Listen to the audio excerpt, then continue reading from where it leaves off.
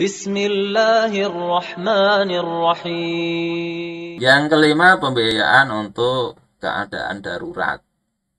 Jadi pos-pos ini tetap ada. Jangan kita beranggapan kalau Islam nanti dipakai nggak ada pajak.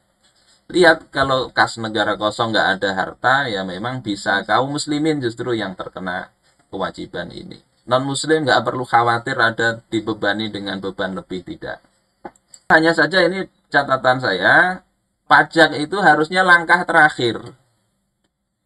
Tidak ujuk-ujuk kok pajak. Apa yang harus dilakukan? Yang pertama efisiensi.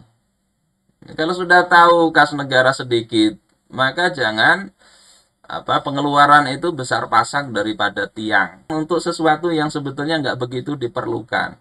Membangun bendungan tapi nggak ada irigasinya, itu kan apa kegunaan bendungan itu?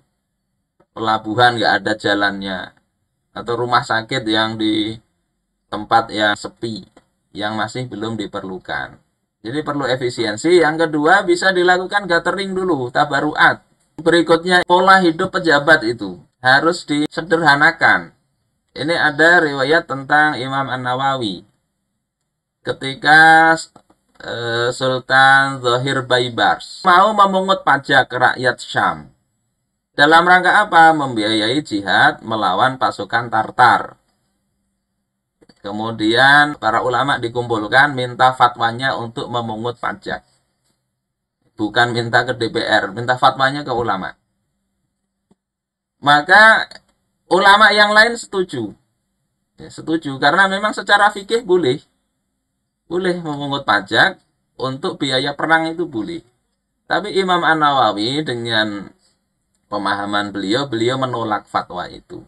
Ketika ditanya, kenapa ditolak itu, beliau mengatakan, aku mengetahui, engkau ini dulunya adalah budaknya Alauddin Bundukdar, dan engkau nggak punya harta. Kemudian Allah mudahkan engkau, Allah jadikan engkau pejabat. Dan harta engkau banyak.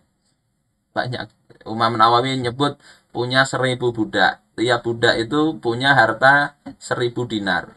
Kemudian punya 200 jariyah. Tiap jariyah itu juga punya perhiasannya banyak.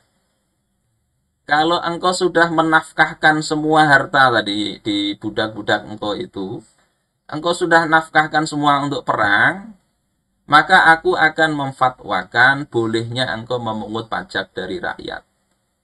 Ini poin penting yang harus difahami juga, di samping kita ini mencari dalil boleh tidaknya pajak ini. Lihat perilaku para pejabat itu.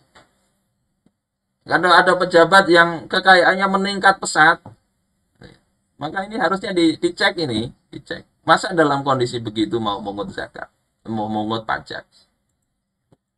Kemudian yang kedua, kalau memang sudah ibaratnya normal semualah, para pejabatnya juga normal, korupsinya juga nggak ada begitu, maka bisa dipungut tabaruat dulu.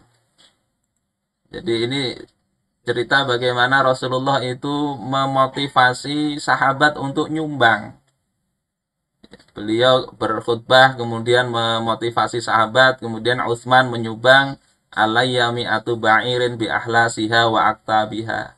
Aku menyumbang 100 unta dengan pelana dan dudukannya. Kemudian beliau turun motivasi lagi, Utsman nambahi 100 sehingga akhirnya 300 ekor unta lengkap. Didatangi ke rumah nyumbang 10.000 dinar. 42 kilogram Utsman itu menyumbang untuk negara dari harta pribadi beliau. Yang kaya-kaya di Indonesia ini banyak. Sehingga itu bisa dimotivasi untuk nyumbang. Ini langkah berikutnya sebelum pajak ya.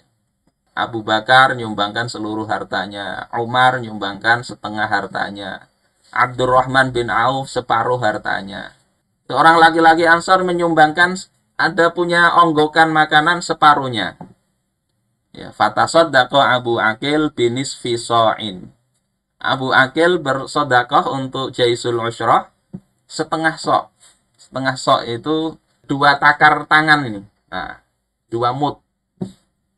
Beliau cuma nyumbang itu. Artinya orang miskin pun nyumbang ketika dimotivasi oleh Rasulullah. Rasulullah nggak perlu pajak. Nah sekarang ini kan sebetulnya mudah juga. Kalau nggak ada mau nyumbang kan bisa jualan motor. Ini berita itu ada motor listrik beli 24 juta. Ya, tinggal ditandatanganin, laku 2,5 miliar. Jadi banyak itu orang-orang kaya di Indonesia yang bisa menyumbang menutupi APBN kalau memang mereka melihat perilaku pejabat itu betul.